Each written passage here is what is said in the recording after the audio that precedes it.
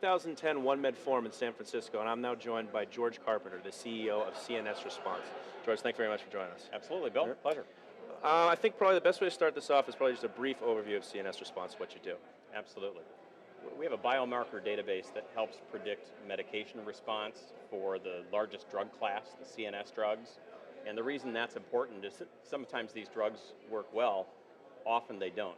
About 30% of the time, psychotropic drugs don't get you better with depression or bipolar or ADHD, and about 50% of the money is wasted on these medications, in addition to significant healthcare costs. So the founders of the company thought if we could bring some kind of physiology data, some sort of biomarkers to prescribing for the most important organ in the body, the brain, we could actually dramatically improve medicine. And that's what the company set out to do, and we now have a pretty good record of clinical evidence that we do that.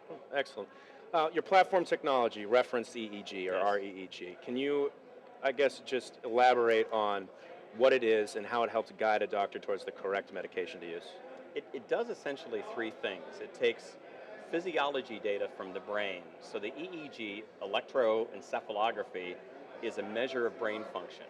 My abnormality when an EEG is done, and I'm a CEO, is probably different than your abnormality. That in and of itself doesn't tell you very much. But then we combine that with normative data, data that says, here's the characteristic of that abnormality. And then the third step is where our secret sauce is, the referenced database in referenced EEG. We actually have outcome data that the founders of the company and a large group of psychiatrists collected over 20 years, where they would actually take medication trials, the date, the dosage, and the outcomes that they got with those medications. And they ran correlations with that data and the EEG data to yield a medication prediction. With my abnormality, I would be a stimulant responder. With your abnormality, you might be an anticonvulsant responder.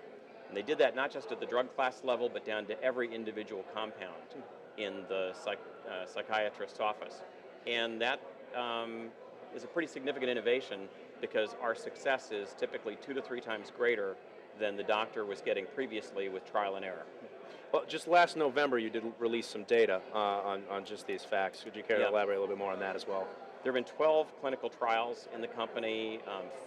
The 4th controlled trial that we've done was a large multi-site trial, about 114 participants at Harvard, Stanford, Cornell, Texas, Rush, and Chicago. And we compared ourselves. We looked at depression efficacy. So for people who have failed on the first or the second medications, classic antidepressant therapy, how well would they do in a referenced EEG medication regime versus a control group, which was the best medicine that we can currently use. It's called STAR-D. And only about 10% of Americans have access to care that's as good as STAR-D. But that was our control group. So you can imagine we kind of freaked out when our science board said, you're going to compare yourselves against this really tough group. What we announced at the US Psychiatric Congress in November is that we achieved statistical significance on our primary and almost all of our secondary endpoints.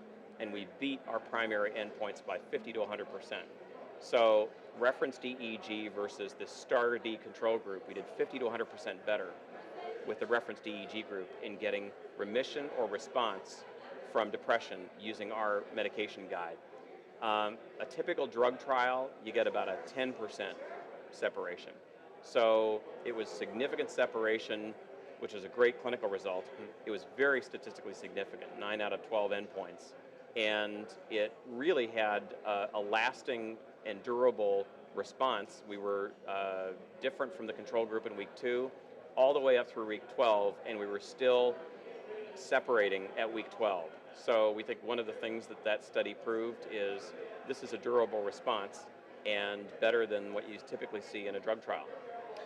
Would it be safe to characterize that this new technology, this new tool, is helping to push the psychiatry field and central nervous system drugs towards a more personalized medicine approach? That is exactly the goal. And the reason for that is any therapeutic area that only gets a 30% success rate and has a 30% failure rate, and a lot of people in the middle, that spends this much money. The estimates that the analysis group economics folks did are it costs about $8,500 per patient per year for treatment failure in psychiatry.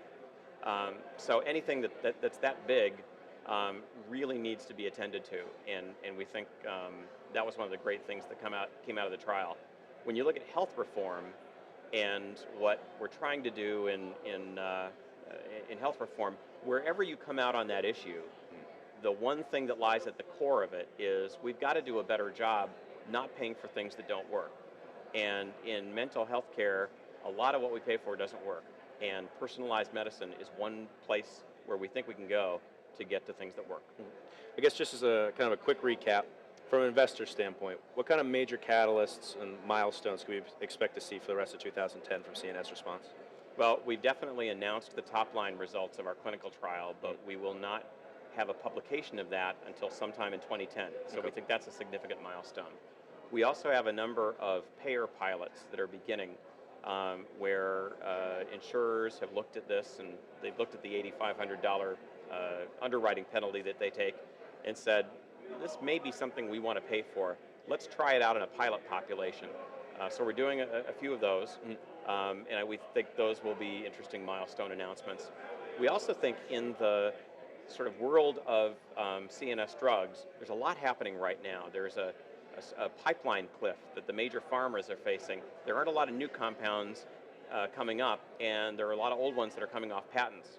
So there's an interesting opportunity for a company like ours that can tell you, well, your generic drug actually works better than this branded drug, and can also say, in this class and this class, we have things that work better than the typical antidepressant. So we expect to have some announcements in the research area and in the commercial area during 2010. We also think that there's a fair amount of government money now going into resolving this problem.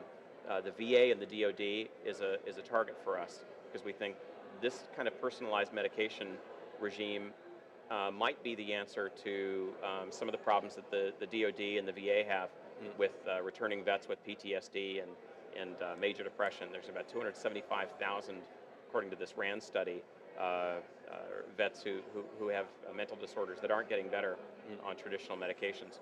So we will be putting in grants to VA and DoD, to other government agencies like National Institute of Mental Health, who are looking for biomarkers to restart the development of new CNS compounds in pharma. So it's a real exciting place to be, and I think a great time to be there.